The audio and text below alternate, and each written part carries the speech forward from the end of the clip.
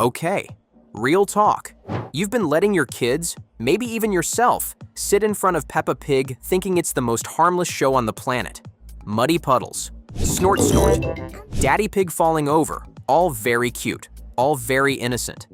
But here's the thing nobody is talking about. Peppa's teacher, the sweet, French-accented woman who looks after your children every single day, is a vampire.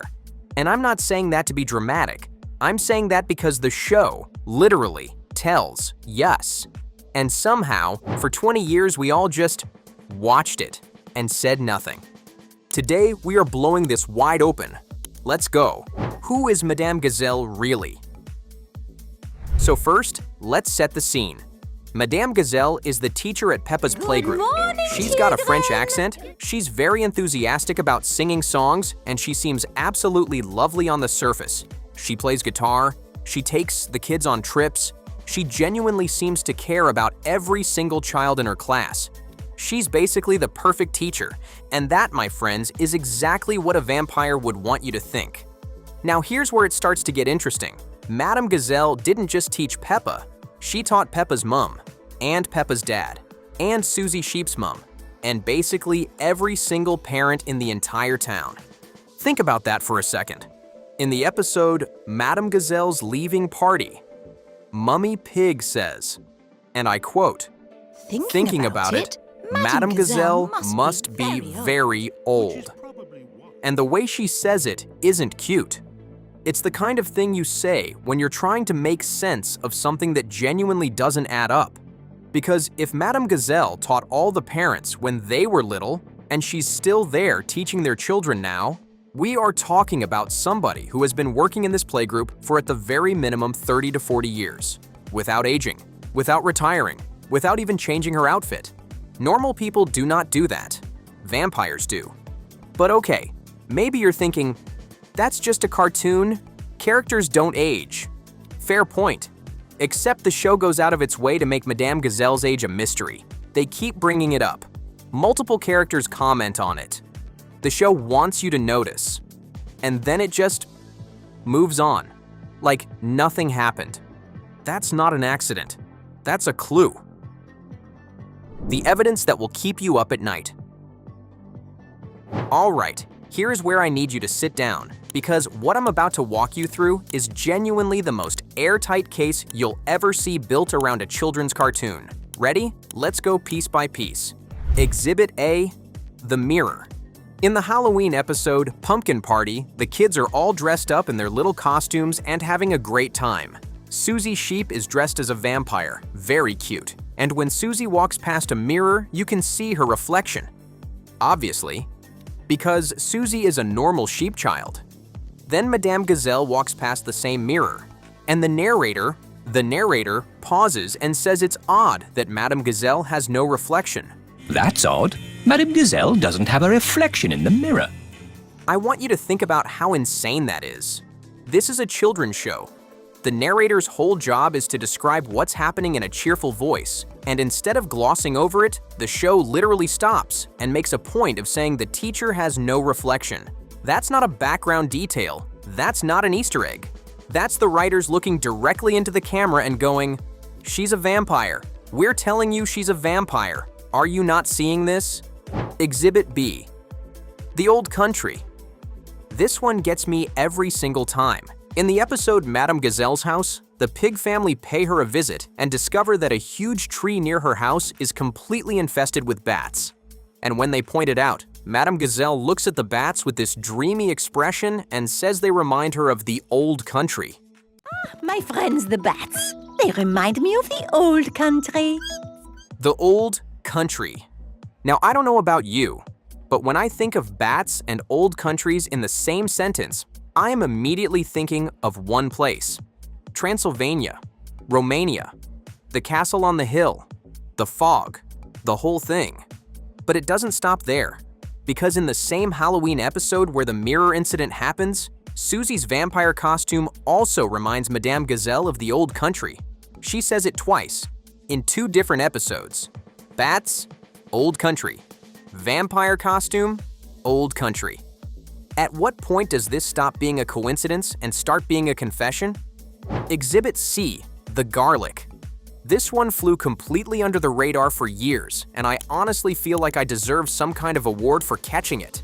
In the episode Wildflower Wood, the gang are out in nature and they come across wild garlic. And while everyone else is perfectly fine, Madam Gazelle makes it very clear that she does not like wild garlic. Is wild garlic. Some people cook with it. I don't like it much myself. Not a general dislike, not an allergy.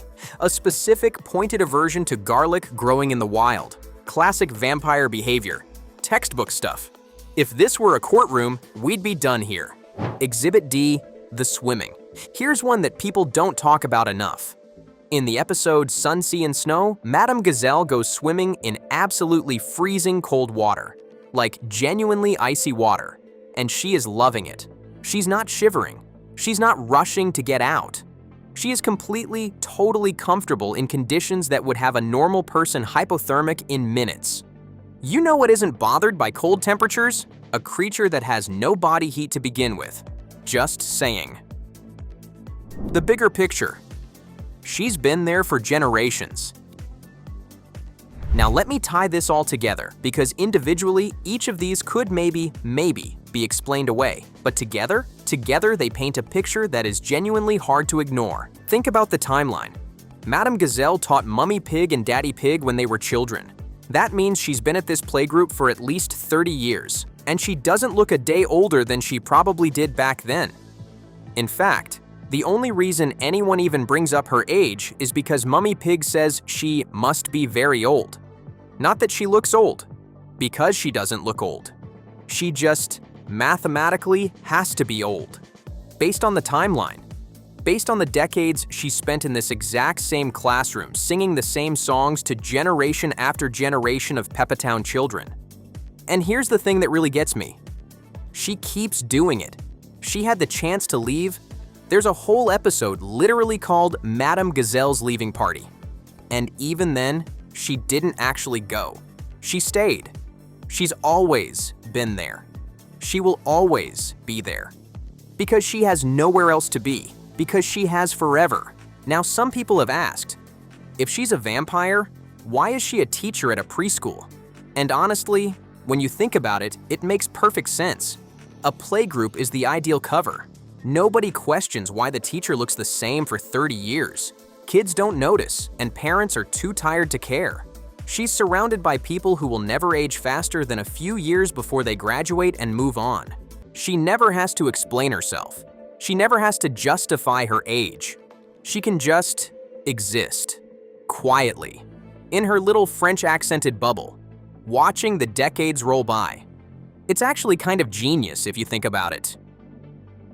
The things that now make total sense. Okay, so now that we've established beyond any reasonable doubt that Madam Gazelle is a vampire, let me walk you through the things that now completely make sense with this information.